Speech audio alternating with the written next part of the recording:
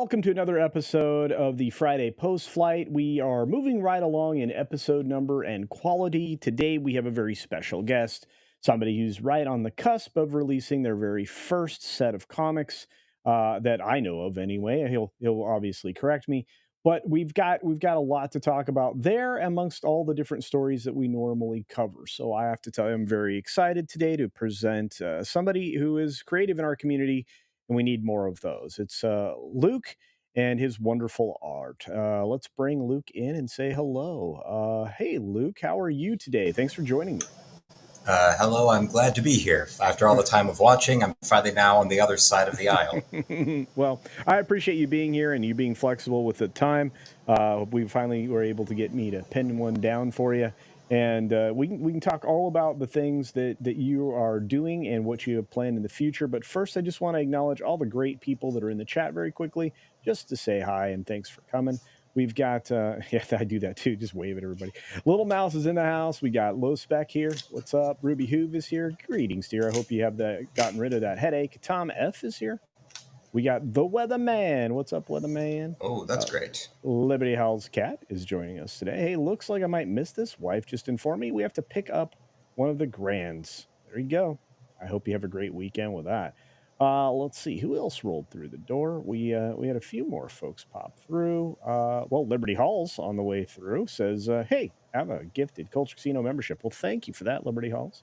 Miss Pico Cafe is here. Yep, and if you have noticed, we are not on Rumble today. I could not get Link to happen again, which is weird. Gonna have to work that out with them or use a permanent link in the future, I guess. But Ruby Hoove gifts a Culture Casino membership. Well, thank you for that. That's back-to-back memberships. And then our wonderful friend Scott Westbrook drops a $5 super chat. Thank you for that. It's a little super sticker with a pair waving saying, "How's it going?" That's right. We got our friend Awesome One here, Railway Nation podcast and gaming and everything else. Kit Kat, what's up? The lovely Peach Fan Ann, of course, and so many more. Thanks for joining us today. And once again, thank you, Scott, for this $5 super sticker. We appreciate it. Mark, what's up, Mark Bailey? Go Blue, go Lions. Hey, I know. Yes. I know somebody who'll get along with that, right, Luke? I don't know if the camera picks it up, but I've got one of the many Michigan shirts right here, and I'm streaming the Arkansas State game tomorrow at noon right there. Oh, yeah. That's awesome. That's awesome. That's part of the channel. I always stream when it's Michigan football, and actually these first couple games of the year are the best streams view-wise that I've had. So it's surprising, but also very, very nice. It justifies doing that. Yeah, it's cool, and I like that people support their teams. I have a whole closet full of jerseys and stuff. So yeah, I'm a little bit of I used to be a huge sports freak. I'm not anymore, but still support my teams. Phoenix Knights in the house. Good to see you, my friend. We got Orville Nation. What's up, PJ? Good to see you, brother. Yeah, and we got Gary Banjo Sandwich Worthington. Hi, brother. What's up, Gary? Hope you're doing well. Carlos Alfredo Lopez is out there. Here's somebody I'm going to get on here at some point in time. Stark of Iron for 5 Culture Casino Cash says, "Greetings and hail from Stark Tower." Well, hail to you, sir. It's great to see you. I'm glad we got this going. I've been trying to get this together with Luke for a while. It's all on me. I'm glad you're here. You know what? I'm going to give you a chance while we wade into it. Yeah. Am I a YouTuber yet? Yes, you are, Stark of Iron, and congratulations on your first member stream. Well done. But no, Luke, why don't you tell everybody what it is that you're up to, because you've got stuff going on. Oh, yes. Right now, I'm in the middle of, for a while there, I had 3 different comics that I had been making, like on or off, but now finally have all 3 of them completed. And now it's a matter of moving on to the next stage of, well, there's other ideas I've been wanting to go and actually make, but also the idea of actually getting the resource to be able to do these comics as crowdfunding projects, because with those channels out there, even with smaller subscriber numbers than me, yes, they may have the smaller numbers, but they already have those connections to be able to get, other bigger channels to give them the networks that get them to crowdfund. And also they have the apparatus in place of, forming an LLC or an incorporated or an SC or things like that, so that they can go and get all the business side of things ready to go, so that then they can go and do these crowdfunding projects. I am still stuck on trying to be able to have the resources to go and do that. So these three things I've had completed, I can go out there and actually get them, through the Kickstarter or the Indiegogo grapevine, get them printed, get them shipped to those potential people out there. Yeah, and I have to say there are a lot of steps to jump through if you want to isolate yourself from liability in an LLC or something similar. And I would consult a professional to figure out which is best for you. But Those are the that things that you don't learn about from an ETH Event Skyver stream. yeah, no, it's just what you're isolating yourself from different forms or elements of liability. You are employing yourself. Your company is employing you to do what you're doing. That's the best way to get paid. If you're going to do a YouTube channel, that's also a good idea. Again, consult your tax professional or whoever you work with for your business management. But that's definitely something that you should, or I think anybody should do in any type of small business. But do watch out. There are new regulations at the federal level that can jam you up, which is why good advice is worth the, 50 to $100 it costs you. So, I think but that's why I had the yeah. best kind of parent to the business for something like this, with my father having been self-employed as a doctor in LA, all that stuff of being literally a one-man private practice, and with the draconian regulations and taxes out in California, being able to keep your head above water in that sort of environment, doing something with comics in Michigan is far much more of a breeze to be able to understand and navigate. Yeah, well, it sounds like you've got a good head on your shoulders and you know the direction you're going. That's priority. So, when can we expect to start seeing some campaigns? The campaigns really is a matter of I'm trying to grow my channel to be able to be in the way where it would be profitable enough that I would then be able to go and start having like the basic expenses of life, bills and things like that covered, so that then there could be disposable income towards what it takes to copyright and trademark and establish an LLC or an SC, things like that, and then be able to go and do a campaign. So I think really, it's a matter of like within a year or so, I think I would then be able to finally be able to launch a campaign for so. Paid Machines or Tanya. So my job today is to help promote you so you can build your platform, right? Yes. All right. Yeah. So folks, check out Luke. He is working hard on doing something, doing a dream, something we all really want to do in a creative space, which we need more of. And sounds like he's got a pretty good plan. So it probably is a good idea to support him and check him out, help him build his platform. Um, that is one of the things that I think a lot of artists don't see is the pathway to do that. I mean, a few people do build their platform and they build it in a lot of various ways. I'm not a huge fan of building it through drama, but some people do that. I'm assuming you've talked to many of the people in this space, right? Yeah, I've talked to them. Like Billy Tucci, I believe, was the first real pro Billy, comic artist I ever really spoke to at conventions regularly. Was yeah, down in Florida in the early 2010s when I really was starting my career and really was starting with how does this comic business work. Him being a guy who got in the business his way through the right. whole indie scene with She, as inspired by Lady Death. This is a guy worth listening to. And also on my channel, I did an on-camera interview with him. Oh That's a wow. members only video at this year's May Motor City Comic Con. Oh And wow. and there's another one, Simon Bisley, who was another major pro artist. He was the first guy I spoke to at Motor City Comic Con the first time I went there. And he's going to be at the one in November. And with these three comics I have done, now that I have them done, because last year's May Motor City, I told him, oh, yeah, I'll have these done. I can show them to you.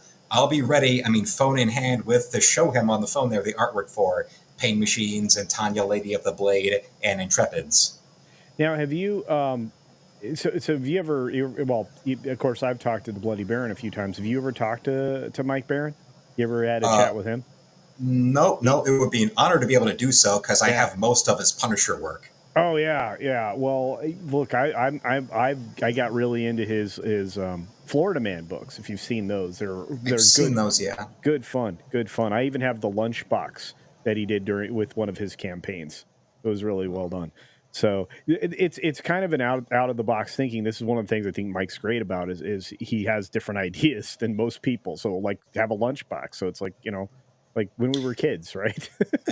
I wonder, is it the old plastic kind you just pop open, or is it the It's metal. the It's tin kind? Oh, it's metal. it's Good. metal. Yeah, it's great. That's nice. Yeah. But no, so that's cool. I mean, making those kinds of contacts. Of course, here in our sphere, we also have Adam Post, who does a lot of pop culture videos and things like that. In addition to still, I think, working in the comics industry. So he's worth a conversation as well. And if I can help hook you guys up, I will, if you That would want. be perfect. Oh Yeah. yeah, I would love that. So yeah, he's great. He's got a phenomenal voice. He's got a regional accent that I love, and I just his work. I mean, he worked in the industry for a long time. Be a If publisher you of live comic around in books. Detroit, you see there's a very specific regional accent around here. But Yeah, I've bounced around I've lived in all four corners of America, so I can't even tell you what kind of accent I have. From born in Maryland, lived up there, then living in California, then living across the river from DC, then living in Orlando, now up here. I am all of America in one person. well, yeah, you kind of end up with a blended accent at that point, especially at various times in your life. Believe me, I know. Well, Although I Christian, still look like a pretty beach blonde boy, though. hey, you know what? That I am a laid back beach kid. That's me. It's just like that's why people are Well, like you're so calm. I'm like, no, I'm just chilling. I've seen plenty of guys that look the spitting image of you just walking up and down Venice Beach. Just That's you see right. them there, you know what they're doing. I That's remember the right. line about Venice is that it's where the debris meets the sea. I That's said right. that same line to Frank quietly at a convention once. It got him to laugh. That's great. That's awesome. But it's true. Venice is fantastic. I like if I could live there. Like there's like four houses I've already picked out. Like if I had the bucks, I'd be Like living in that's Venice. that's where my father lived when he first moved out there and first started getting his business up. And he's joked, "Yeah, if my wife wasn't stealing my social security, I'd be moving back there to live on the beach." There you go. There you go. Well, Christian Delorme dropped us a member chat here just to say lovely things for 29 months. He said, great content, great hair, great guy. Well, thank you, Christian Delorme's Final Revival. You can check him out as well. Look at all these great people hanging out. Gotta love it. We got our good friend, Mr. Bud Crack Media, in the house. Before we get into our first round of questions, I want to say thanks for 22 months of membership, my friend. Hail culture and hail to the chat. Well, you should say hail to Luke, too. And I know you probably meant it. Thanks for being here, Mr. Bud Crack Media, and for supporting everybody. And thank you for gifting a Culture Casino membership. We appreciate it here. And I know that Boss Hog, believe it or not, the recipient of that gifted membership, appreciates it as well. And looks like we got another one from our good friend Cyrano, 2960, gifting a Culture Casino membership. So we are off and running today. Debris meets the sea. Yep. That's a real thing. At least with Venice Beach, you don't need a passcode on the bottom of your receipt to use the bathroom at Starbucks. That's for a Santa Monica thing. Oh yeah, Santa Monica, a little different. A little different. Yeah. Well, it depends on how far up or how far down you go as to what level of hoity-toity you get. I mean, Del Mar's a little more hoity-toity than most, and Yeah. you know, and then you have Carlsbad that's a little less, a Well, a little place more like chill. Del Mar or Santa Barbara, Malibu, you go Yeah, there to work because the people who live there could afford your yeah, fee if you're, a doctor like that. that's right. Very, very true. Hey, our good friend Flip City Magazine. I gotta get one of you guys or both of you on here. If you guys haven't noticed, Flip City Magazine has been doing some real great work, art and commentary. If you're looking for something satirical and parody, Flip City Magazine is it. They offer both in print and digital um, representations of that. So go look up Flip City. On that note, let's jump into the first three questions. What do you say, Luke? You ready? Perfect, yes. All right, let's do it. Let's do it.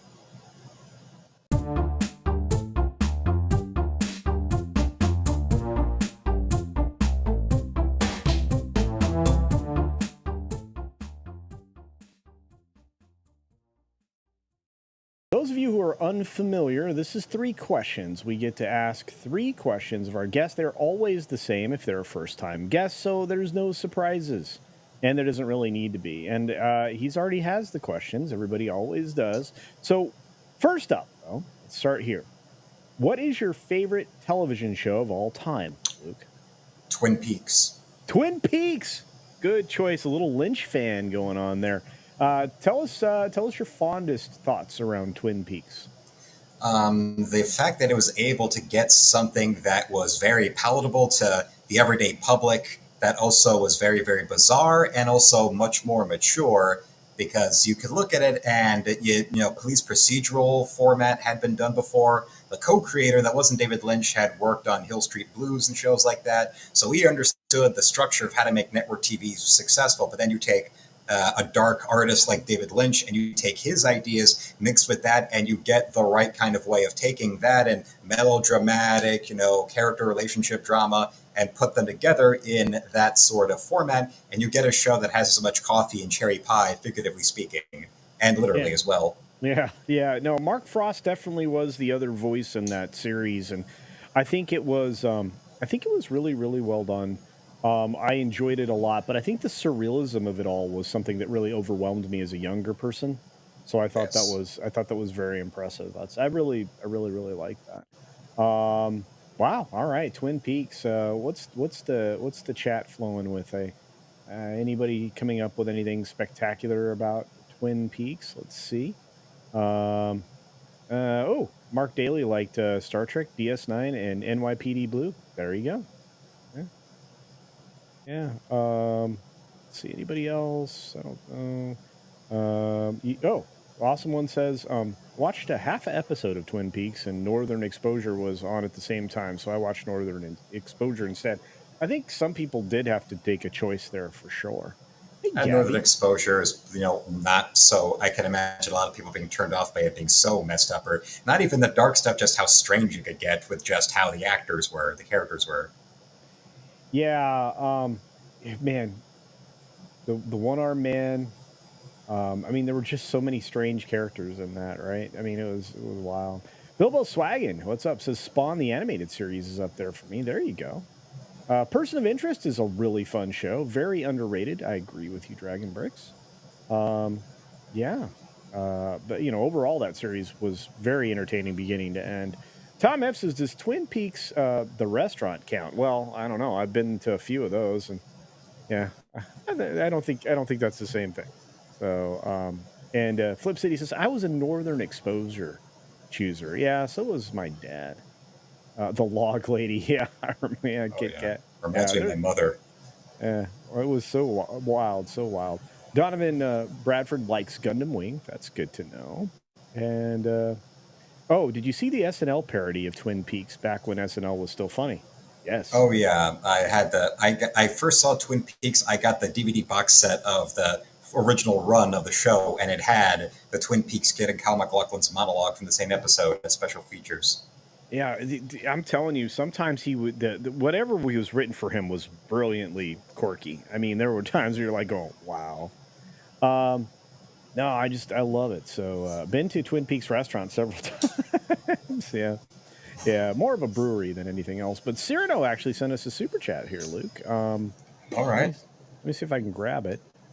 It's actually directed at you for $2 in Culture Casino cash. Cyrano says, "Keep your passion, Luke." Well, there you go. Thank you, Cyrano. Yeah, Is yeah. that de Bergerac or Balzac, Cyrano? I don't know. Take a look at him. What do you think? I think. I'll say more de Bergerac this time. All right. Well, let's move on to the next question because again, they're important. The second question is always this one: what film is your go-to film when you're homesick or you're homesick? I would actually have to say that it would be Dumb and Dumber. Oh wow. Okay, something funny. Yeah, that's good. Oftentimes people will revert to something like the Lord of the Rings trilogy or something like that. But I think that to elevate your mood, I think that's a good choice. Yes, Um, yes. yeah. Did you like the second film? I felt disappointed. It reminded me of that fourth Indiana Jones movie where waiting all this time for another sequel, and you look at it and you're like, "That's it." Like, okay, well, I'll just go home now. Yeah. Hopefully, you spared yourself the fifth one. Yeah, I did. I had a much better time talking about it in front of my camera and doing it that way. It was much more entertaining and much more.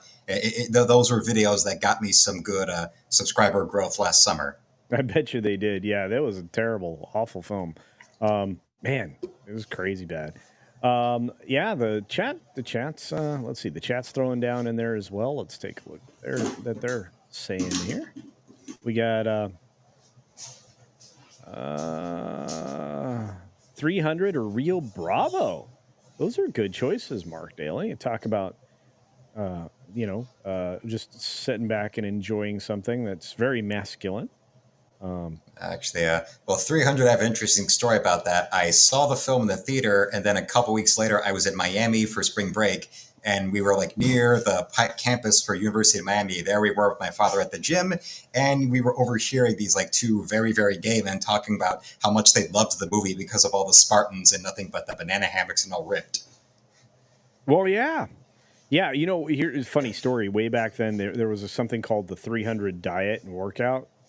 Oh, I, I think I heard I, about that. I tried to do that for like a month. I ended up very, very injured. Let's say it's an extreme, It's it's an like extreme program. But or like the one punch man workout routine. well, actually, that one seems feasible.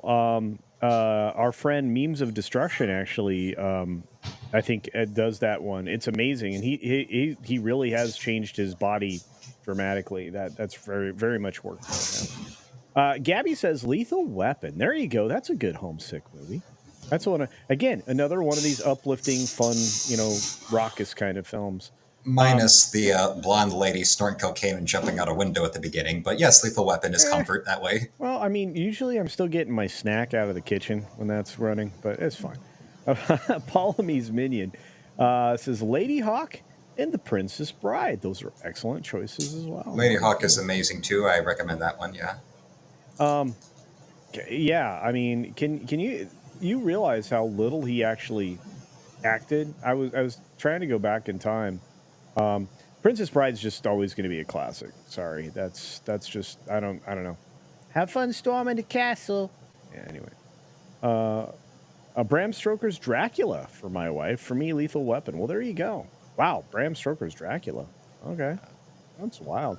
Slender Dad, how you doing? Hello, hello. What's up? And Stark of Iron just became a member. Welcome. Holy cow, Stark of Iron rolls in at the high roller level. My goodness, thank you for your incredible support, my friend.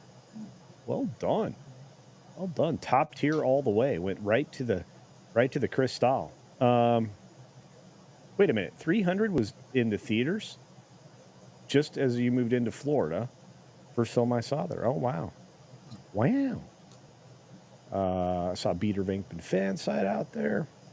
Oh, cool. I'm losing my voice. I've done 9 videos today on top of this is my second live stream. So I'm like I did 9 today, but 7 of them were just little art shorts for the weekend.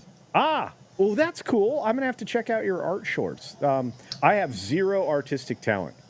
Tabitha's telling me that she's gonna teach me how to paint, and I'm like, okay, dreaming Tabitha. Anyway, I'm going to try. We will see. I have no skill. I've tried before. I'm not. It is not in me. I can do graphics on a computer. I cannot draw. I cannot paint. This doesn't Well, happen. for my art skills, it was a matter of running face first into a brick wall enough times for eventually the brick wall to give up There you and go. develop any skills. Yes. See, that's cool. See, it's perseverance. You would say that's good to know. Yes. Although it's going to take a lot of years of being like Don Zimmer running after Pedro Martinez, and Martinez will throw you to the ground by your fat bald head. Little Bird told me once we grow together. I support those who support me, my friend. Indeed, Stark of Iron. Indeed. And that's true. We do grow together. You know what? That was the first thing I learned when I started doing this. And I always try to connect with people who are working on things. This is why it's great to have Luke here today. All right, let's get to the third question, and then we can move into the news items of the day. They're a little wild, but let's start. Let's start here. Let's start with the final question. What was your best? What was your best film experience? What was it? It's not your best film. It's not your favorite film. It's the experience of going somewhere, doing something, being with people, that kind of thing. What's your best film experience? That would actually be the very first Spider-Man film, the first Tobey Maguire one. I remember Oh, because that story that was such a big deal that going to the movie theater that we had been going to, there was lines not around the block, there were lines across the street. So it's okay, we'll have to wait till tomorrow. Then tomorrow, the next day, Saturday afternoon, we're able to go finally see it because of just how much positive hype there were about the Marvel's Mickey Mouse finally getting its own movie. It was a really great movie. I enjoyed very much. It was the first time that I think Spider-Man was represented well on the big screen. Um, I remember the incredible box office it earned. It set records at the time. It was the number one. First 100 million opening weekend in America. Yep, Because the big ones nine. before then was like Jurassic Park and Yep, Independence Day, and they were like 70 something million, 80 something million. yeah, yeah. You're right, and that was the weird nine. It was just a really weird nine number, 9-digit number. Had never been done before, and it was absolutely incredible. So, wow, yeah. No, I don't think a lot of people know those facts, But I guess when you're a little older, you've had a little more experience. But that's good to know. What actually made it that again, if you want to go into detail, what actually made it that experience for you? Well, for that, because even though being only 10 when it was out, just like any child post the 60s, he's one of those characters that pop culture figures that is always there in some form or another. And especially in the mid 90s when the whole boom of Marvel Comics that happened early in the decade with the Todd McFarlane Spider-Man title that had 2 million copies in its first issue, and all the success from there, and then the proliferation of Marvel in cartoon form from the cartoon show that Spider-Man had. And there was also video games, like just comic book storylines were getting their own video games, like with Maximum Carnage or with the Sinister Six. Yes. And then you had the toy lines that were being done, and they were seeing toys at McDonald's. You were seeing the video games here. You were seeing songs there, like the Ramones of all bands suddenly went. And around that time of me still being potty trained, you had the Ramones cover of the old '60s theme song at the same time the cartoon premieres and is as big as the X-Men cartoon. My very first camera, the handheld camera, was a Spider-Man camera. I kid you not. I wish I could find it. Um, but it was a plastic, like a giant plastic camera that was a windy film camera. I It was think I've my seen very those first actually. camera. Yeah, that's going into the Wayback Machine. But that thing was a prized possession for me. So yeah, I couldn't get my parents to buy me a film camera. I had to swipe my grandpa's if I wanted to try to use the 8 millimeter. But yeah. Anyway, that's fond memories. Thank you for that. I appreciate it. But yeah, the fact that really did kind of launch an era of superhero films in an entirely different way. And again, I mean, I was seeing Batman '89 in the theater and stuff. That was a date movie for me. You know, So um, it's just it is it's just it's fascinating. For DC, you had Superman and Batman, and for Marvel, you had Spider-Man. Spider-Man was it. No matter what anybody tries to tell you, Spider-Man was the guy. So anyway, enough of that. Enough of these goofy remembrances. We need to move on. We need to get some weird news. Luke, you want to watch? You want to see some weird news? Oh yes, that's what All I'm here right. for. All right.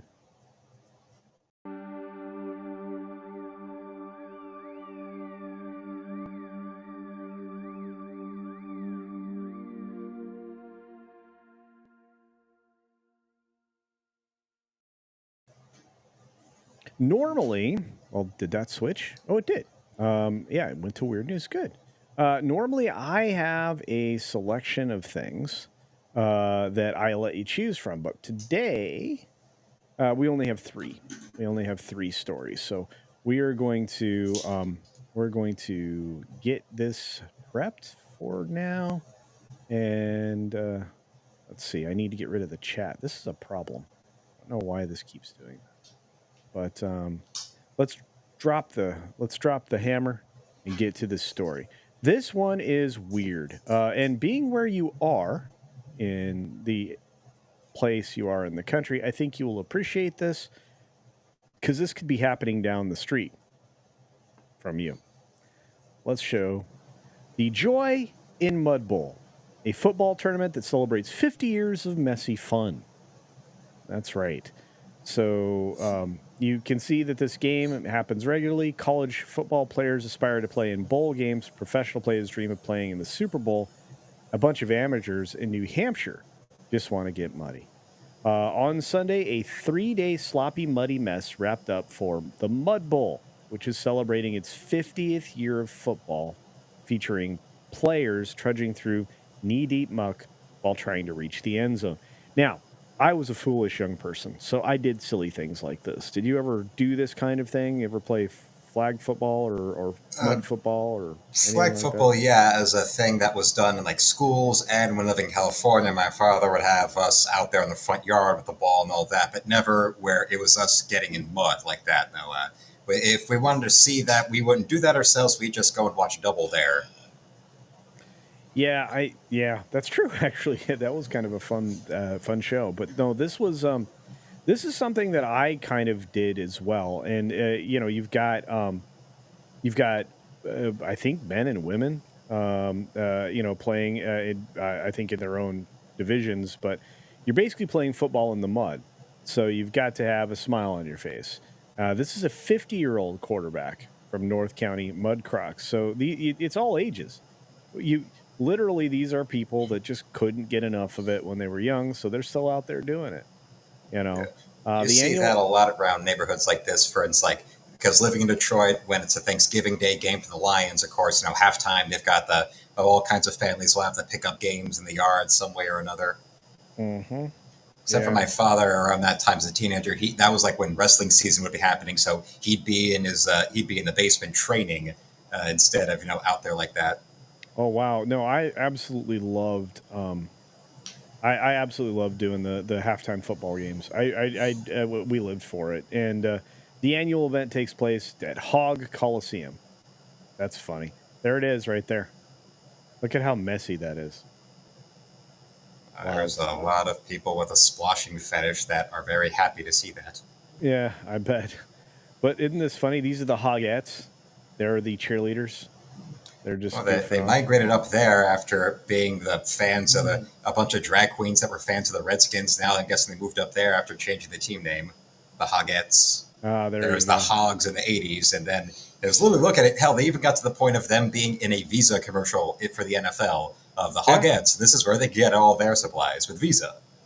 yeah. This look at this stuff. It's crazy. I don't know. This is just good fun. I thought this was kind of an odd story to talk about for a minute, and I like how that's the down. This person is just wrecked. Uh, but yeah, it's fun. Men and women, obviously in different divisions, they're just having a good time. So um, it just looks like a blast. I don't know. I'm a freak. I like goofy stuff like that. Yeah.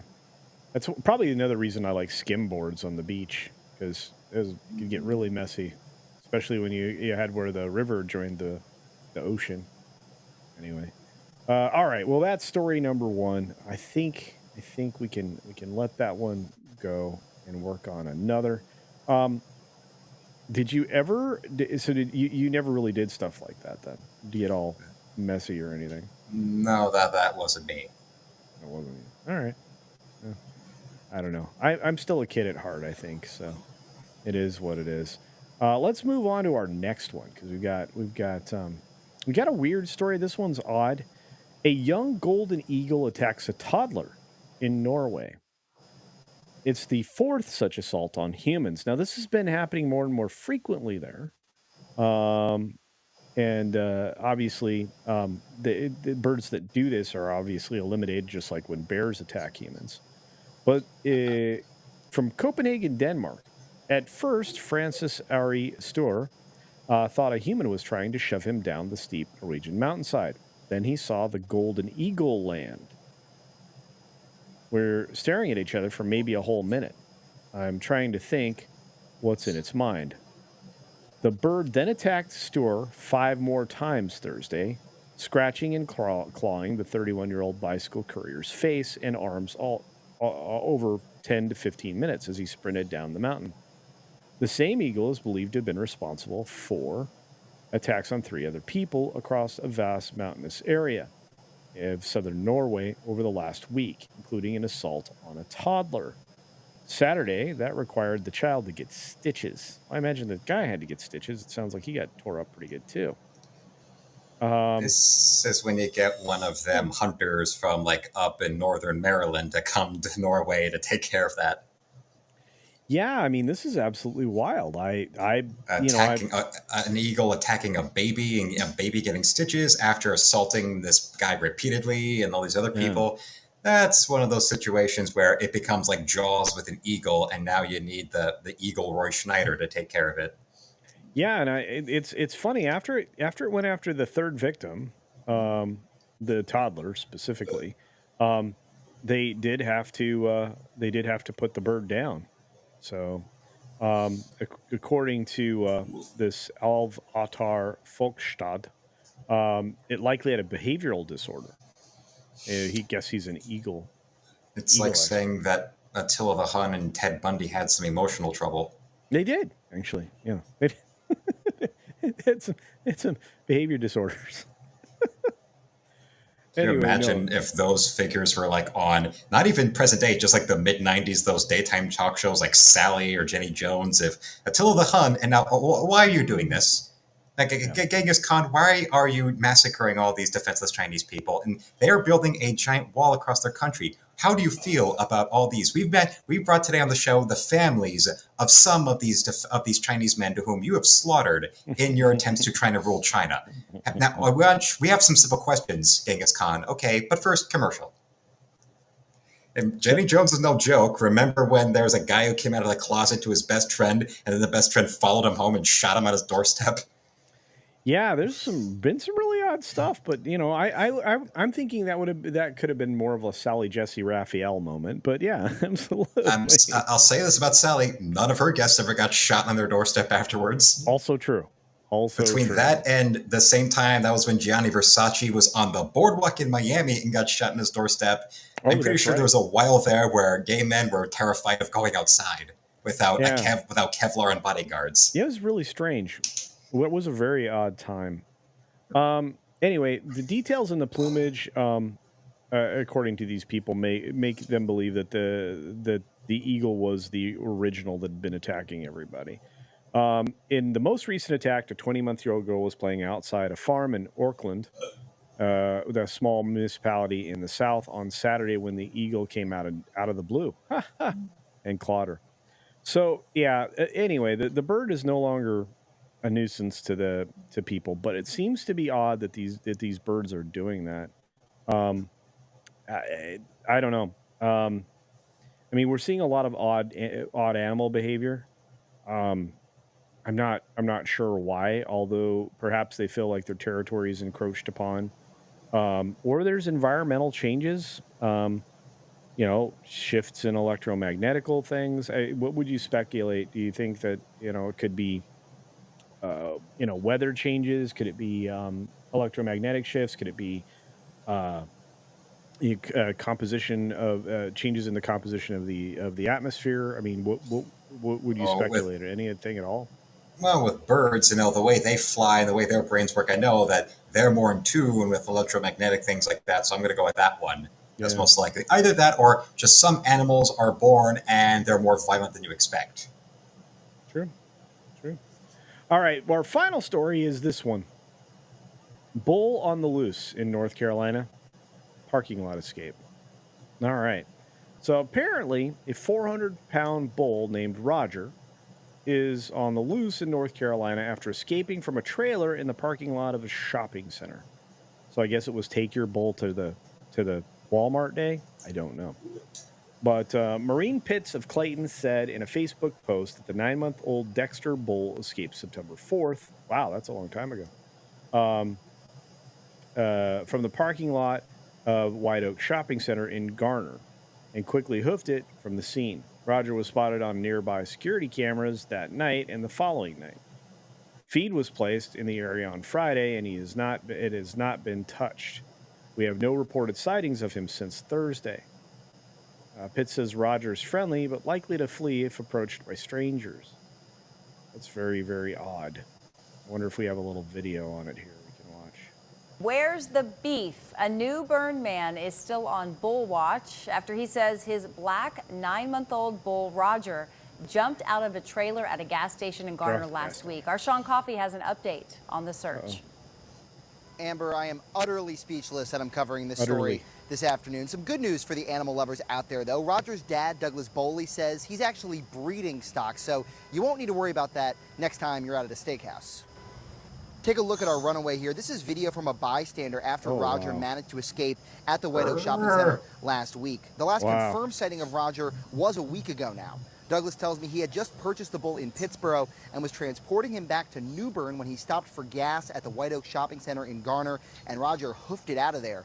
He said he remains hopeful they'll find him and shared some photos of Roger, who he says he's affectionately calling Meatball now. Douglas says he thinks Roger somehow found a tunnel to the other side of I-40. That's the last sighting of the bull. Wow. While Douglas is in good spirits about the whole thing, a breeding bull does not come cheap. No, Roger set him back about $2,000. We did reach out to Garner PD, who confirmed that they were on that 24-hour beef watch last week, but they say they're not actively looking for the bull now. But just because it's black, it's got to have a lot of beef? Oh, no, I have no idea. I mean, this is a... Yeah, why would it attack? Well, you know, it was a black bull. Maybe somebody was dropping the N-word to the bull, and the bull got pissed. Oh, no. No, but I do think that's wild. They're very expensive. A breeding stock bull is going to cost you a pretty penny. But it's insane. We live in an insane world, which is why we cover weird news. So, what did you think about that? Anything that you'd choose to comment on, I should say? Well, a lot of times with these animal sightings in public, it's usually a bear that came in from the woods and is now wandering the streets or somewhere like that. So to see a bull doing it, well, maybe that might be some sign about where the stock market's going, if it's going from a bull to a bear. Well, yeah, I can imagine it would be read that way. I love it, though. I think it's fun. Yeah, somebody noticed the same thing I did, 11 Alpha. 11 Alpha says, bulls don't have udders, dude. Yeah, I know. Utterly. Yeah, he was just going for the cheap. You can remember that from Kingpin. Oh, I milked your cow. We don't have a cow. We have a bull. Yeah. Oh, that film, let me tell you, there was some stuff in there that just like, turn your stomach. It was just, and funny at the same time. Eagles can pick up small dogs. Yeah, I know. It's a big bird. The rural mid-Michigan, there was a problem with hawks killing small dogs, but a baby? That's new. Yeah. Well, that's a thing to have around here where hunters are actually encouraged to go out and hunt for particular animals for population control. I believe it's deer that, because people like to hunt fish in this state, but the government's actually incentivizing you. Go out there, hunt as much deer as you want for population control because, well, they're out there in the wild. So I guess it's easier to do that than to do what Bob Barker would always tell you with the dogs. Yeah. Mark Daly says, so the shopping center was a bull market. There it is. Yes, it was. Bring out the jokes. There we go. Trying to get to... I'm not sure what this was, Cyrano. Hey, Jen, what's up? And our good friend Captain Fandom Nerd's out there. We got a lot of folks hanging out with us. Cyrano says a new ad on Sunday, Culture. Bull's Milk ice cream. Actually, I'm going to borrow that from Comics Division. I think with the Runaway Bull, I think we would have reason to. All right, Luke. Well, we made it through weird stories. Now we just need to get through today's topics. And we're going to be entertainment heavy today, folks. So Chicago maybe? Or Chi. Chi.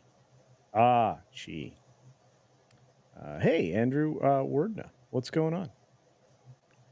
All right. Andrew's very excited that you're here. Luke is here. Sick. Yeah. All right, let's get to it. Today's topics, we're off and running.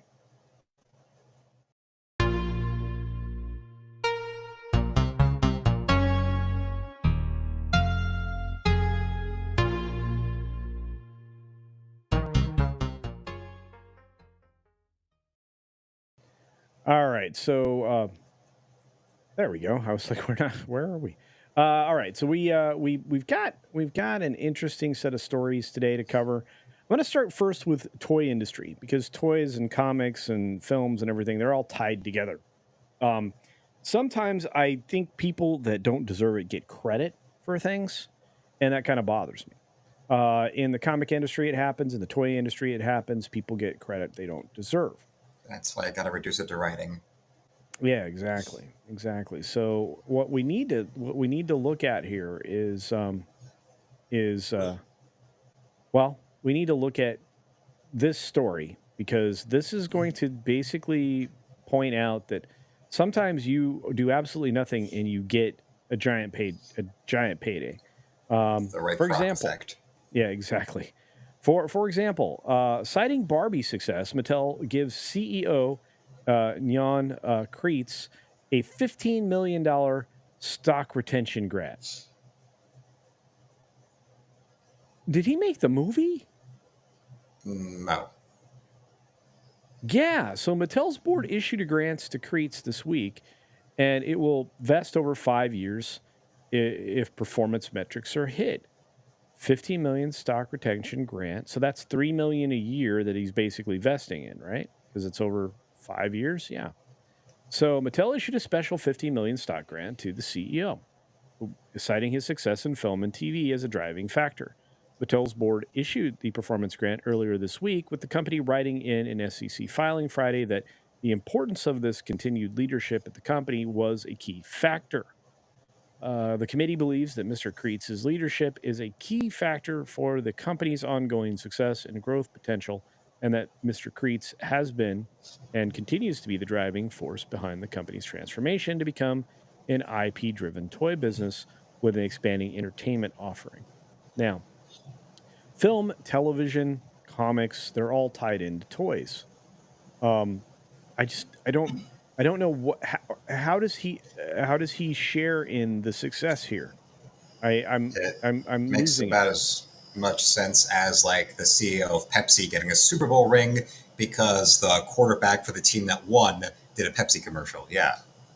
When, if anything, there should be something either that Mattel is doing for, Margot Robbie or for Ryan Gosling or for the filmmakers, for, they're the ones that made the movie, and this is what, made Barbie a big thing as a movie, as a film IP now, as much as the decades of it being a successful toy.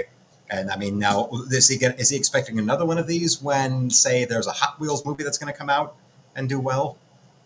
Well, remember that's how this is. This is how these people are. Where the whole disaster of the 2017 Justice League, where they forced it to make that November 2017 release because all the Warner Brothers people cared about was the bonuses that they were going to get if it was released at that time under that contract. Right. Yeah, and I think that and you have to remember there was a lot of mismanagement and malfeasance in that particular group of leaders at that time. So they went on to be eliminated, which eventually forced the transition of not only power but the company into some other entity, which it is now. Regardless, when I look at this, I'm like, did he actually produce the film though? I thought that was Warner Brothers, but anyway, so Mattel was behind. Whoops, that was Of weird. that Yeah. check, it should be, well, because of Margot Robbie, her clout going into the movie, her getting a portion of that, and also, well, the other producer being the director's husband, who indie filmmaker with clout, Noah Baumbach, and of course now on behalf of his wife, who was the writer director. No, hey, where's our little detail in there? I like to see them if there's like some deal that they have in their contracts with getting Barbie made, if whatever kind of percentage points, but that's where you get those little, number crunchers in Hollywood who go out of their way to cook the books to make sure that, oh, they have, 2 percentage points of the back end profit. So now we got to make it look like the film didn't make as much money as it really did in order to do that. Yeah, it's really strange.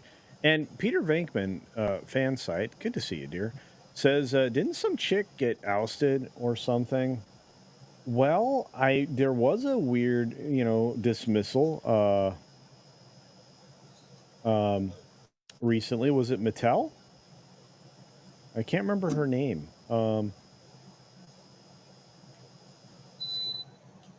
Let's see. I know they missed their earnings numbers in April. Um, I don't. Was it Mattel? Mattel Television and Film? I don't know.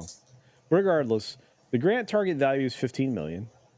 Though the exact number of shares he will receive will depend on performance factors, including Mattel's share price and the total stockholder return. Creeds' 2023 compensation package totaled $18.9 million. So, like, that's an extra bonus. I want that job. So we can have another mansion to go with how he's been incorporated out in the Cayman Islands. Yeah, he's probably putting that away. Very, very wisely.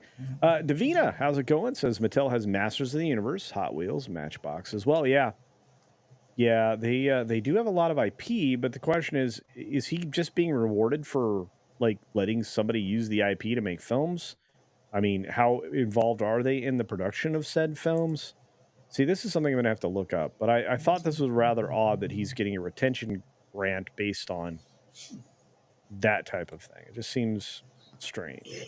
Slender Dad, what's up, buddy? Says the idea that the toy company shifts from making toys from media IP to making media IP from toys seems incestuous. Yes, it does. I feel like the Barbie movie, while successful, probably hurt the toys. Yeah, kind of. But, you know, we'll see. We'll see. The Peter Venkman fan site. They had that Laverne Cox doll for some reason. There's one that's really going to appreciate and value over time. Very strange. Thanks, Donovan Bradford, for hanging out. Have a great day. Appreciate that. Let's see what else. Apex is here. Look, another comics bro. Say hi, Luke. He speaks your language. Hello there, then. Hello. There you go. Bill S. Preston Esquire. Ignoring the dollar amount, the problem is rank and file folks do tons of work and don't get these bonuses, but do get laid off when the company misses a revenue mark. Yeah.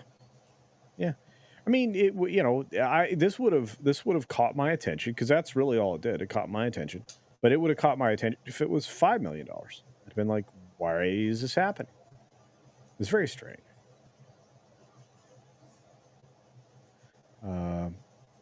The entire idea of the toys was to let kids play their own imaginations, and now the movies, video games, and TV shows are constraining those imaginations. I agree.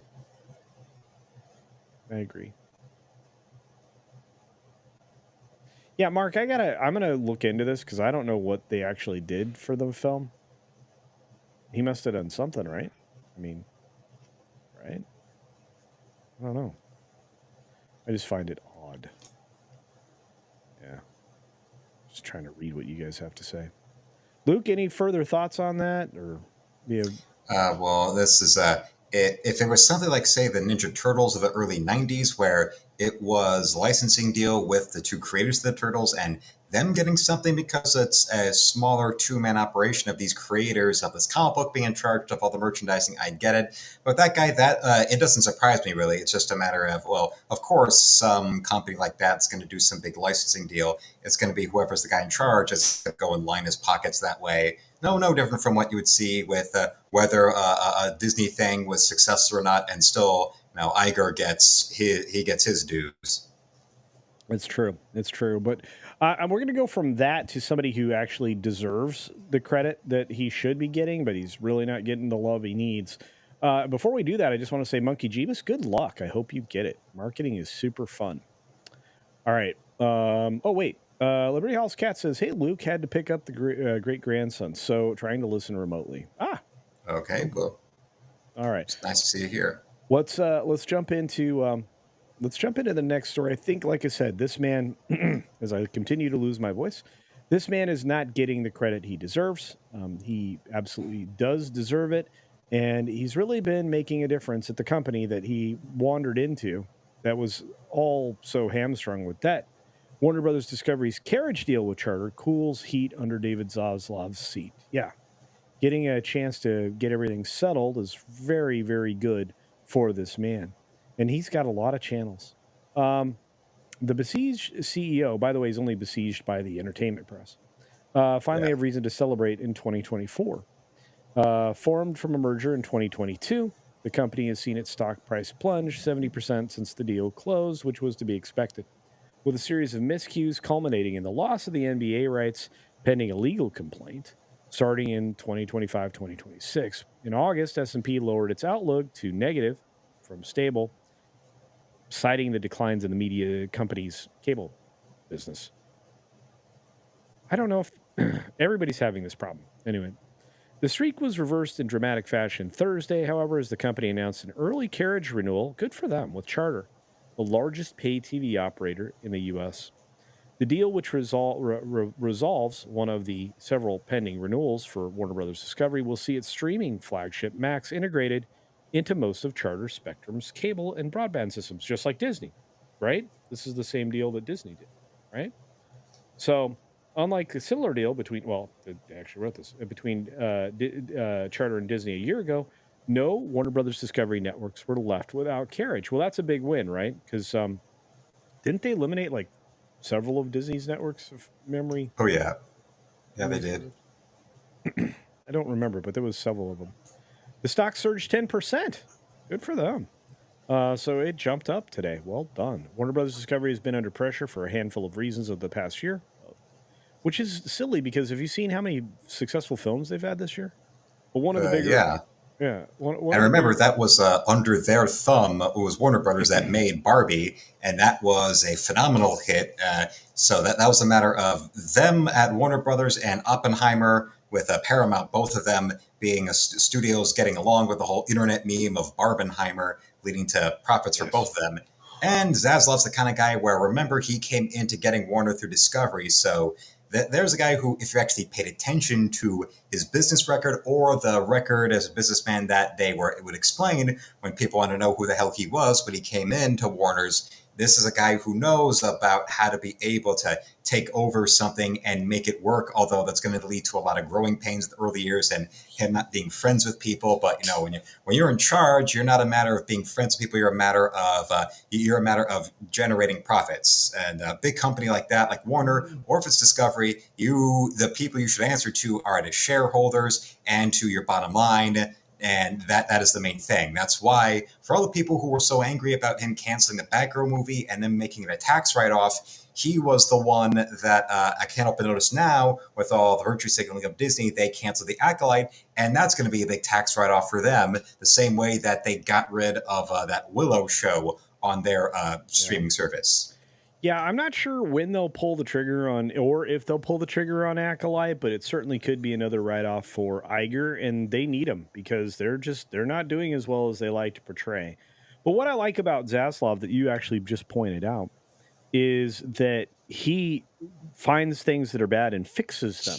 He doesn't just eliminate them willy-nilly. It's actually more like an American Ike Perlmutter, who was the guy that bought up Marvel out from under Carl Icahn and out from under everyone else that was involved in Marvel's bankruptcy in '96. Bought him up, built him up. I think he also did that with Dollar Tree, I believe, before, and working that way up. And it's a matter of the ruthless tactics that he practiced, or whatever are the tactics of David Zaslav, where, all right, I'm the one where all those companies are supposed to have, big brain people in charge. And, well, it seems Zaslav is the one who's doing anything at all to try and turn anything around from Warner's. And since, remember, if you're a comic book person, you like your Justice League and your Batman or Superman, well, another thing of why Zaslav is going ahead with that whole James Gunn thing is because, well, there's about a decade left for DC to get their three major characters any profits out of before their initial stuff starts lapsing into the public domain. So they have a decade to finally really get a big superhero anything out of their series, because all the other people that have been handling Warner's before then have been failing to consistently get a DC shared universe working in any form. Yeah, no, you're right. 1 for 1 across the board. Well done. What I really appreciate is that Zaslav's only comments on the deal were this: we held price on TNT, and in the aggregate, for our cable business, we got paid more for our 30 channels, he said, and all of our channels are carried. There were no channels dropped, and that's really all you need to do. And I think Charter Spectrum is still the second biggest carrier out there, and a lot of people Yeah, all those people and their jobs on those 30 networks that are still get to go. I mean, AEW may be terrible ratings for TNT, but there's other shows out there, other programming that TNT has that still means there's the people there in the offices get to keep doing what they're doing. Yeah. But no, And what's important is Batgirl, that sort of thing. exactly, yeah. And what's funny is if you know who Malone is, he's the guy Liberty Media. He had both sides of in this deal as an investor because he's invested both in Warner Brothers Discovery. The whole reason that it is called Warner Brothers Discovery and why that reverse Morris trust worked, and he's also an investor at Charter.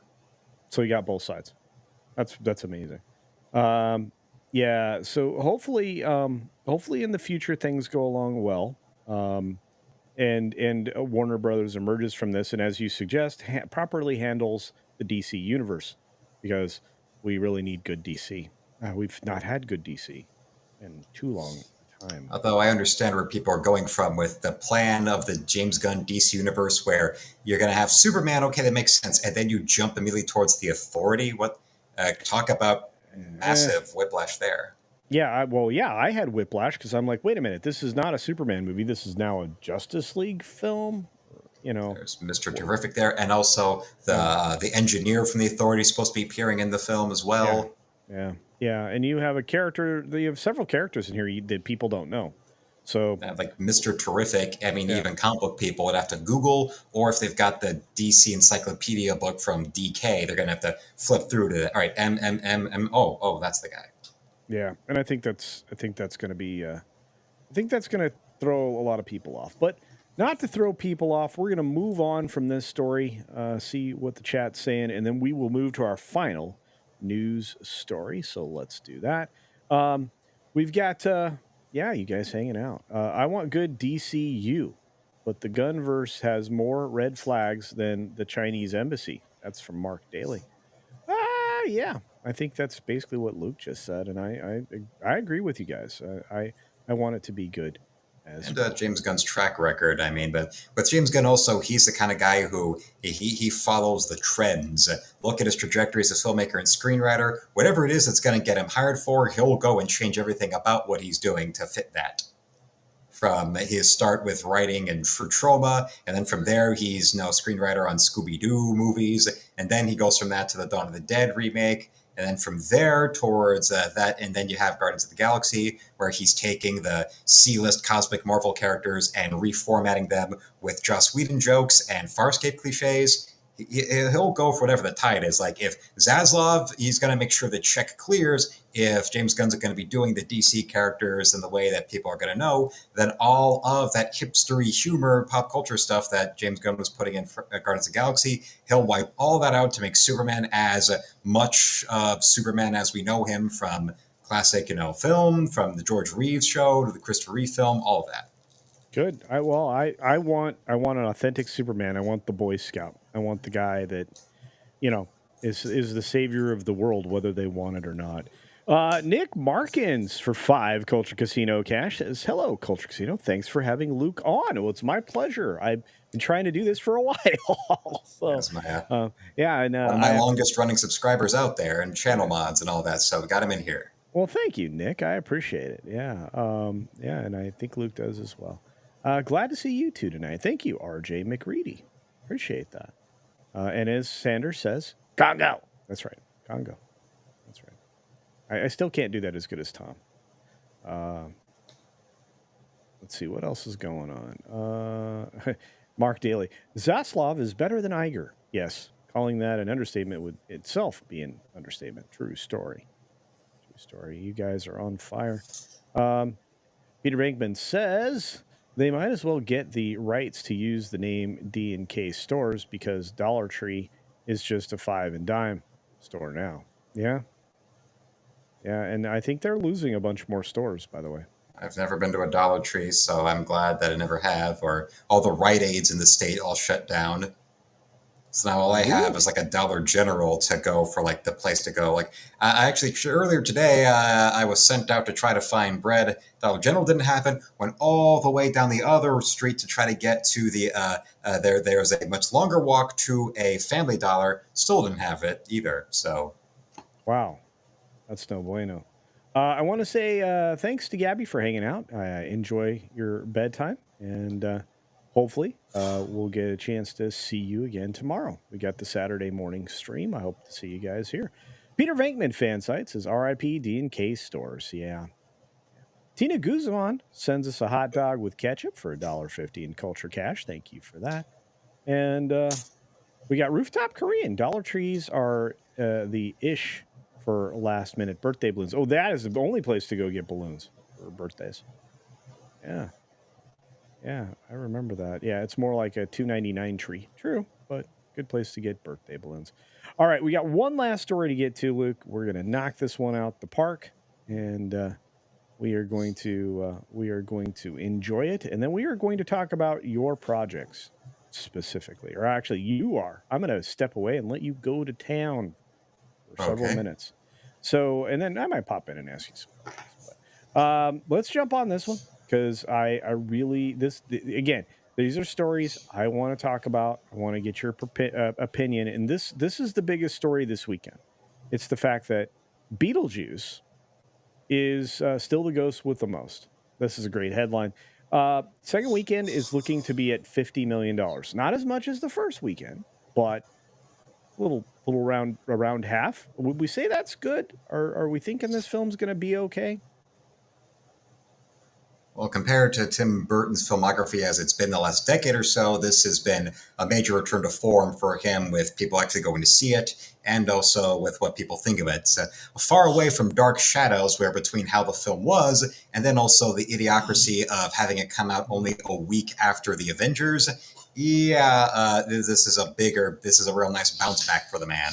And already in its opening weekend, it made more than the total gross of the original film. But remember, how inflation works, and it got over 100 million its opening weekend, and it's like the threshold when it was broken by Spider-Man being the first 100 million opening weekend. Okay, the floodgates are open now. All these other things, to the point where now, with how Marvel worked in its good years, if a Marvel film didn't get 100 million in its weekend, it was considered crap or underperforming. Right. Yeah, you're 100% right. And so this really needed to be the success that it was, and it did redeem Tim. A 55% fall off is not bad. It's going to be better than expected. 14 million second Friday is a good number. It's still in 4,500 theaters, and looks like it's the second best second weekend of September, behind It's Second Frame, which was 60.1 million. Running total by Sunday should be at 186 million domestic. That's a big number. I think that puts the global number firmly between 250 and 300 million. That's a decent chunk of change for this movie. I heard about this film, don't know anything about it. Speak No Evil is going to forecast better than expected with a 12.5 million for Friday to Sunday. Not bad. 5 million Friday, 1.3 million. Deadpool and Wolverine's still in theaters. You saw this, right, Luke, or no? Oh, yeah, I saw it in the theater. Yeah, it was actually Nick who gave the super chat. He actually came to visit. And that was one of the things we did, was went to see Deadpool and Wolverine in the theater there. Sweet. First time I've ever seen a film in the theater here in Detroit, and the first time I saw a film in the theater since Batman v Superman. Oh, wow. Oh, boy. Okay. Oof. Wow. Way different. Way different, I would say. That's why I actually was appreciative of when the Five Nights at Freddy movie came out last Halloween. That simultaneous streaming on Peacock and in the theaters meant, oh, hey, there's a new movie out that I can actually go see and not, sweat the ticket price and the Uber ride to go up and back to see it. Yeah, and that's the other thing, right, is that now, movies come with a lot of extra expenses. But, especially if you don't have a car or a bicycle or whatever. So going up to the theater, it's like, okay, the ticket price, then there's all these other things. Like that's something I'd love to be able to do for the channel content, to be able to go to see these big movies, go out to the theater, and then just, immediately just stand out in the theater parking lot and do a little review off the top of my head, like what I remember AVGN with him and his group did when Halloween 2018 came out, or the Cinema Snob in his prime. He'd do those midnight screenings where he would just film raw, just like in the backseat of his car to talk about the movie. Yeah, I actually have done a couple of those in the car right after I exit, It's a little difficult, but I do like the format of the car video because it's very authentic. It's an immediate reaction, and Oh yeah. I think that's true. The Matt Walsh documentary, "Am I Racist?" is booked in 1,500 sites. Wow, did 1.6 million. It's looking to do about 4 million in its 3-day weekend. It might do better than that. Well, it's Um, documentaries don't really have that much expense to them, so they can make pennies like that compared to big movies, and still they're at least earning back what it costs to make them. Yeah, but it looks like these numbers are really good, Luke. So I think Beetlejuice will be in great shape and in first place once again. And I think we're probably going to get to the end of the Deadpool and Wolverine film here very quickly. So, all right. Well, we got through all the stories. Let's see what the audience is saying, if anything, and then we will move on to promoting what you do. It's a segment called Plug Yourself, and I will give you a chance to plug yourself. Um, People talking about the Dollar Tree still. Mark Daly, thank you for 5. Culture Casino Cash says Luke's a good guy. Buy his art and comics. He's a Michigan man. There you go. So you know he'll work hard and work smart to make them great. There you go. Got some serious support. Thank you for that, Mark. That's right there. Nice on Mark for doing that. Yeah, wonderful, wonderful. Go blue. Look at all the go blue in here. You know, I'm surprised Yellow Flash hasn't popped in and said, go blue. Well, he's popped into a couple of my streams before. I actually got to see him in person at the February at the Great Lakes Comic Con at a table there. He went up to my table, we said hello, and the Sunday stream after that, he popped in the chat there. And sometimes he's replied to me directly during a flashcast. There was one incident involved me getting thrown out at a con where he replied in the chat of, "Oh, I was looking to see you there." It's like, "Oh no, yeah, I got in trouble there, so I'm not going back ever again."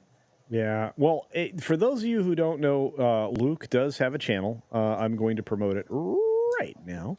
And I'm going to drop it in the chat. So if you're not already subscribed, go check it out. Luke does a lot of different things, including some art shorts that I have to go check out myself. I think that's awesome. And 3 a day. that's crazy, man. I wish I had that kind of time to do shorts too. And Mark says, "You're welcome, buddy." Oh yeah, there you go. So do check out the link. Monkey Jeebus says, I might start drawing again, but I've been too depressed. Monkey Jeebus, dude, you make so many people smile all the time with the stuff that you create. It wouldn't surprise me if you kicked out some fantastic art. We've got so many creative people here. It's amazing. It truly, truly is. All right, let's ditch the story. As I said, we get rid of that. Yoink, and we will move on to Luke. All right. So this segment is called Plug Yourself, and you have up to 10 minutes to talk all you want to about what you're working on. Okay, Luke? Okay. Let's start the segment.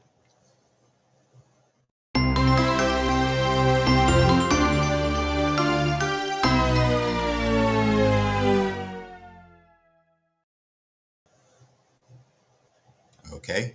Well, then, ladies and gentlemen, boys and girls, you, of course, already saw the link to my channel, so that is paramount there of importance of you growing in the channel, because the desire I have to get the comic books I've completed myself, to get them printed and shipped through crowdfunding, first I would need the real following, the real bankable kind of following to get that in there. So that's where following on YouTube, right there, subscribing there, following the content, bringing in with the streams and the shorts I do and the daily uploads I do. And because of the channel memberships I have there, you actually really, I make sure that I earn your channel membership with regular members only content. And recently there was a video, which a weatherman can attest to, of me asking what it is you as channel members would like to see more of with the members only content, as well as what you think I should do with my regular content to prove why I should earn your respect and earn your support that way.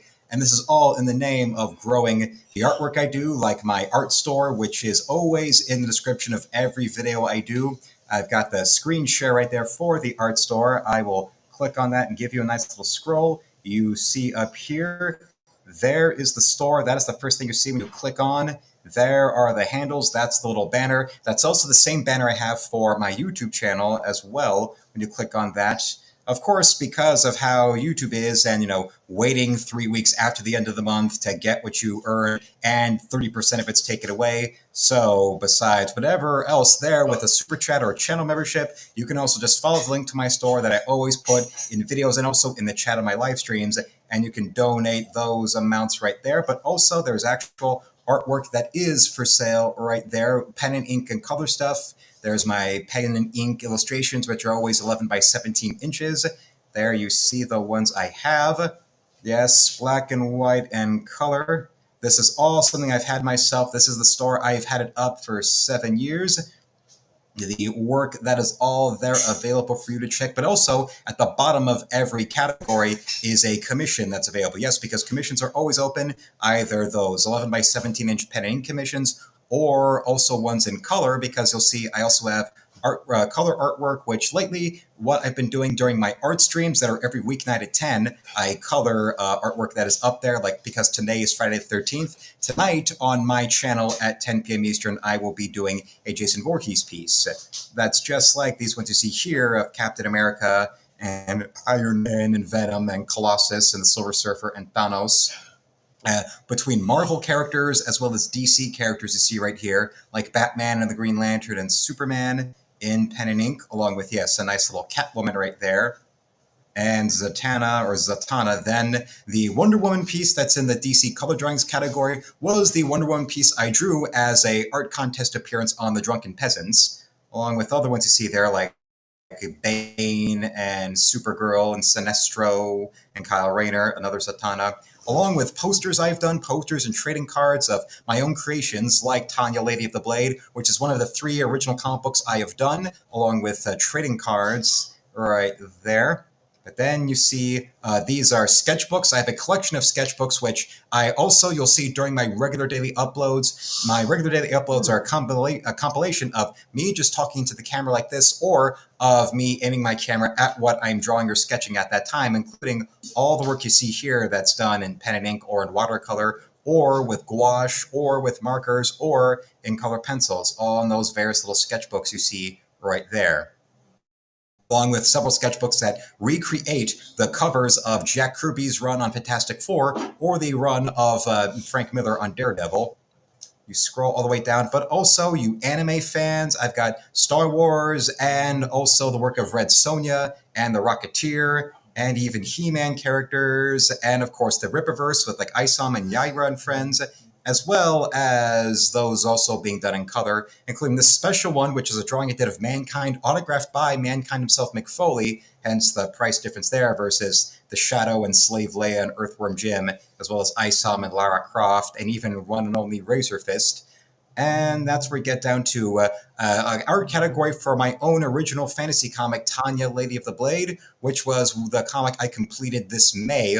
Yes, last May I completed my first ever comic. I started making pain machines. Last May I completed Tanya, Lady of the Blade. And in July I completed my science fiction comic, Intrepids. All right here, including, yes, in color, different character designs for Intrepids you see right here, right now, all in various nice little forms, as long with anime and manga to top off what is available in the store. But if you'll notice there, yes, commissions are available, but if you want to commission me for something that is beyond that specific idea of what I have of like the illustrations or the color drawings in my store, do not worry, because there is plenty of other things that there are ideas or prices or whatever for what you would want to commission of me that are very, very negotiable and very flexible for that right there for all of you to see. As let's find the right thing to linger on for you, ladies and gentlemen, boys and girls, children of all ages to find and to enjoy. Maybe that will work, or maybe something more like this with my own creations there. Yes, the middle one being the poster I did for a little 5-page monster comic I made called Gluten. But also, I have in my work the comic books I have done. I actually have all the original artwork right here in front of my webcam, including the most recently completed in July, Intrepids, right here. You'll see this big boy. That is my cover right there, the cover I made, the main cover for the comic. All of it, 45 pages and 4 different covers. That is what I would like to go and be able to crowdfund in the future, along with the 50-page psychological horror story of mine known as Pain Machines. When Culture Casino was mentioning earlier about David Lynch, yes, Pain Machines, if you can tell, is very much more like a David Lynch film in comic book form, Eraserhead in comic book form, just from that cover alone right there. You can see. And then, last but not least, my most recent, the main fantasy one, if you like to see what Tanya, Lady of the Blade, looks like in its finished format, 48 pages of sword and sorcery right here with its big, beautiful cover that you are so proud of. I'll show you right there. Tanya, Lady of the Blade, nice little stained glass format right there. Yes, a nice, gorgeous, buxom blonde that is slaying down sinners in the name of Christ. You'll see her there in that one poster in my store that is right there, the big red cape next to the giant orange monster, that being gluten. Then there's Pain Machines, and right there is Intrepids, where I've got the cursor going over. That's the piece I did for that. And those posters are 18 by 24 inches, hence why they're the most expensive things in the store, next to the cheapest things there being the trading cards I've drawn. And there are those out there, and I think even right in the chat right now, right there, of followers of mine who can attest to the quality of what I do per either a regular purchase or per a commission. And another format that's interesting of mine is that when you go and get my artwork, the very first thing I do is then the next day, first thing that morning, I go and ship them out to you. And when I go up to my local post office to ship out the artwork you purchase or commission to you, it is another video format of mine known only as Luke Goes Postal, where yes, it's my regular daily upload, but instead of doing it at home, I film myself and do the video as I'm walking out to the post office. Same thing, like, giving a little bit of inside baseball as to what I make, what I do, how I draw, how I ship. And that is why, when it comes to me getting the resources to be able to successfully crowdfund a comic, I already have the experience when it comes to shipping out items, dealing with the post office, dealing with what kind of mail it is. It's just a matter of having enough of the financial support and the income from having a channel with regular super chatters, regular channel members and all of that, along with purchases or commissions or just simple donations into my channel. That all helps to build that up and build that stability and security and that level of trust in the audience, where then I know, okay, now it's time to go through the deals of forming an LLC or an SC or an INC to then get it out there and have the business apparatus, all those deals to then go and finally, within a year or so at least, finally have Pain Machines and Tanya and Intrepids and the other comics I have making right now, because I'm right now in the middle of planning a 24-hour comic that will be a mystery of a former FBI investigator. After the FBI has been dismantled, he is going to now go and investigate as a private eye a girl disappearing at the famous Lake Michigan Triangle. It's a story that will be called Encrypted. That'll be something I plan on doing in a 24-hour burst. And with that being done, I will then go and start writing and drawing the sequel to Intrepid's Arcadia. And then from there, I have 3 other ideas I've conceived of within the last year that I would like to go and make, so that by that time, there'll be in these 6 or 7 fully done comics that, well, with you out there being my vibrant audience, I could then be able to go and print and sell and ship to, like what the real men out there, like what the Rippaverse is doing, and Rippaverse or John Delarose, or even Mike Barron has been doing with the work he's done, like with Private American and with Florida Man. Okay. Here we go.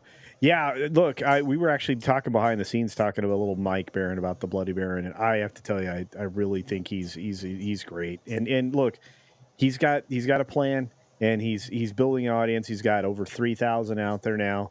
He's growing. Help him grow. Check out his channel. It's been linked in the chat a few times. And go check out his art page, guys. Go check that out. If commissions are available, and you're looking for something special, I think Luke could probably take care of you.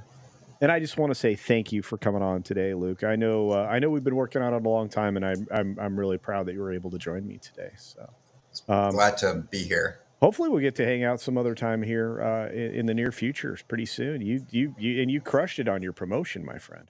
And Thank you. speaking of crushing it, I'm about to react very loudly. Hayden, what's up? Hayden Wayne, good to see you, my friend. He gifts 10 Culture Casino memberships.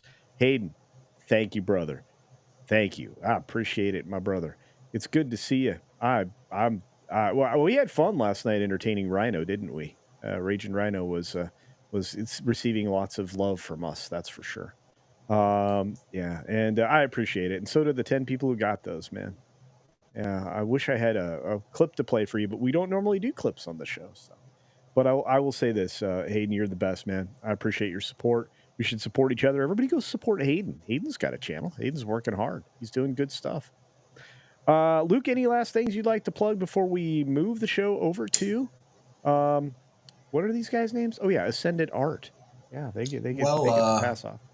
The last big thing for is tonight at 10 Eastern, I'm going to be doing my regular weeknight stream. I always do a weeknight stream at 10 called Art Uncensored. I'm going to be doing that tonight of Jason Voorhees because I always do that every Friday the 13th. And tomorrow I'm going to be live at noon streaming Michigan versus Arkansas State. Yeah, you should check it out because, first of all, I'm a huge fan of Friday the 13th. I was asked this morning, you were there actually, I think, Luke, when they were asked me in the chat, what my favorite Friday the 13th was. It's the first one. It's always the first one.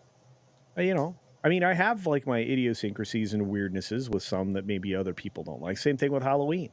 Right? It's the first one. It's got to be the first one.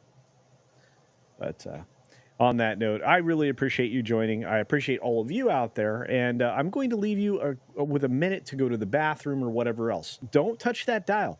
You are going to be automatically redirected over to Ascendant Art. And then go check out his stream tonight, or I'll be disappointed. I'll be sad.